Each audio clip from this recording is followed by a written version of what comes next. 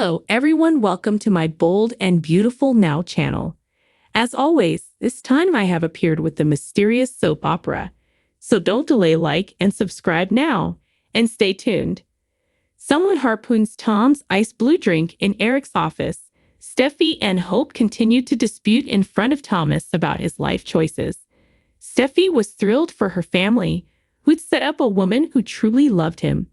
Steffy told Thomas to step into the future and leave Hope in the history where Hope belonged. Hope, publicizing herself, the mama of Thomas' child, refused to let Steffy belittle her. Thomas asked if we could stop, but the women carried on as if he was not there.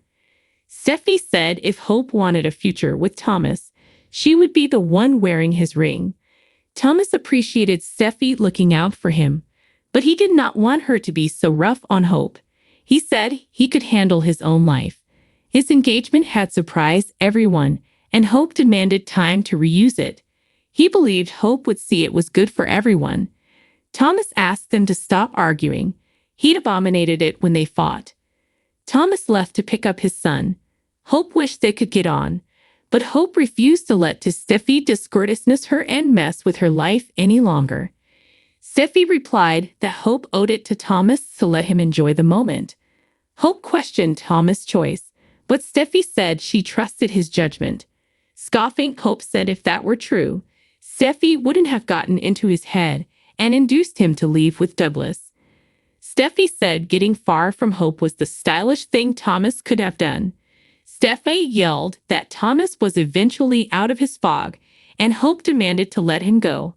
Hope asked what she should do if she did not want to, and if she still loved him. Steffy replied that she was sorry for Hope, who had not appreciated Thomas. Calling it done, Steffy advised Hope to be with someone single, because Steffy would do all within her power to keep Thomas off the request. Steffy said Thomas had an instigative future without Hope.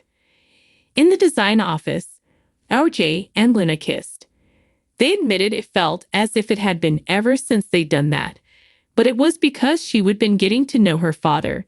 She said Bill lost RJ's least favorite person, but RJ said it was no longer true due to Bill creating Luna.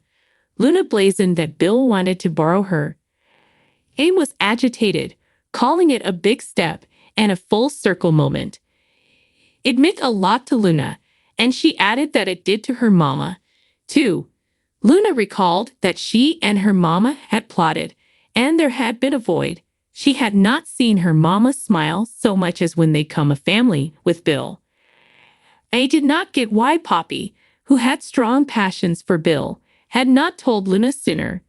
Luna said her mama could be mysterious occasionally. Luna's phone chimed, and she said she had an appointment.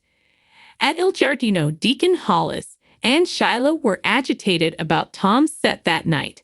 The eatery was alive with an evening crowd, but upstairs, Poppy was worried with Tom for showing up at Bill's. Tom said he'd wanted to invite Poppy to the musical and hoped she would bring their son. Poppy asserted that Luna was not his son, and he demanded to stop. Tom said he just wanted Luna to get to know him, and Luna did not indeed know who her real pater was. Claiming Luna didn't know, Poppy stated that he was a kind man. You only wish it was Bill Spencer, but it's not. It's me. I am Luna's pater. Tom wanted to see Luna, who merited to know who her real pater was. Poppy claimed it was not Tom, and she told him to stop being delusional. She ordered him to stay out of her son's life, but Tom persisted, saying it was our son. He indicted her of trying to keep him down for a long time, trying to land herself a rich man. Tom claimed that Luna demanded to know who her real father was. Poppy maintained that Luna's father was Bill. You trapped that poor sucker. Tom responded. Poppy told him that a maternity test had proven it. Tom called it bull. He would kept his distance, but in his mind, it was time for Luna to know the verity. Tom, for the last time. Poppy yelled. Tom claimed that he could tell Luna was his. He and Poppy had spent a lot of nights together, like in San Francisco. She said he would been passed out on the stick machine, and she would spend the evening with Bill Spencer. Tom figured she'd say it was the rich Bill. Poppy bared that her family, a croaker, had administered the test, and it had been proven beyond a shadow of a mistrustfulness that Bill and Poppy were Luna's parents.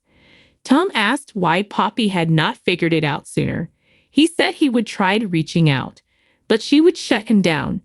Poppy indicted him of being caught up in the life, and she would wanted to cover Luna from all of that. Poppy added that he would kept calling her and transferring her those letters. Tom said the letters had been returned. She replied that it was because they had not meant anything. "You are just a fling from my history, Tom. Now leave us alone," Poppy ordered. Tom stated that Poppy could not keep him from Luna. He said he'd a show to do.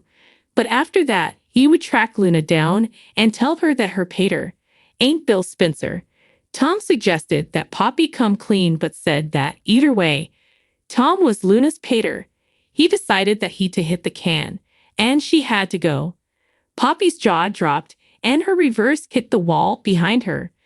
Back downward, the place was crowded and alive with background music and chatter. Jack mugged when he saw Lee at the end of the bar in her diminutives. He did not flash back her being one for live music. She drawled that he allowed. He knew her so well. She admitted that she was there for a pick-up and had not known what had been going on there. Prompting Lee to join him for a drink, Jack asked Hollis to get another for the lady. Jack heeded to Finn, and Lee drank to that. Lee sounded distracted as she looked around, and Jack asked if she was looking for someone. Lee shook her head, irked. Lee paraded off and banged into Shyla, who was regaled to see Lee. Lee cocked her head and marched off. Shyla turned and banged into Justin. She guessed the place was filling up. Justin said it was the stylish food in city and live music he wouldn't miss for anything in the world. By the bar with Cleric, Tom arrived without his energy drink. Hollis offered to get one from the reverse, but Tom claimed that it had to be ice blue. He guessed he would left it confidentially. Someone in leather gloves opened Tom's blue drink and sprinkled power into it. Shyla passed Jack as she paraded in from the confidentially area. Cleric, Shyla, and Hollis encouraged Tom. As Tom went confidentially, Jack shook his hand and said he could not stay to hear Tom play. Tom passed Justin, who came from confidentially, looking bothered. Next, Tom and Lee moved side to side to try to pass each other as she also entered from the confidentially area. When Tom made it confidentially, he took a draft of his drink and rehearsed singing his song. Deacon arrived to give Tom a final vim talk. Tom said the night was about a fresh launch. He was ready to take his life back and reclaim what was his. Cleric stood on stage to drink everyone to the first night of live music at El Giardino. He introduced Tom, who took the stage with his blue drink in one hand and guitar in the other. Tom strummed the guitar, singing HOTT hotter than that. Chugging his drink, Tom performed several songs. As the crowd clapped, Tom's vision blurred, and he fell on the bottom. Lee lowered from her seat, looking on as Deacon Hollis, and Shyla rushed to help Tom, who was not breathing. Shyla performed CPR.